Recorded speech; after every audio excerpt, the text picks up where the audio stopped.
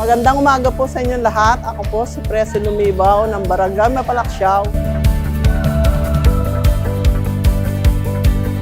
Kasalukuyan po, ako ay hinirang na isang advisor ng mga Mayap ladies ng Barangay Mapalaksyaw. Sa ngayon po, kami ay nagdaos ng isang seminar tungkol po sa pangkabuhayan ng mga kababaihan dito sa aming barangay sa pamamagitan ng food processing. Ito po ay aming ginawa para makatulong sa aming pangkabuhayan.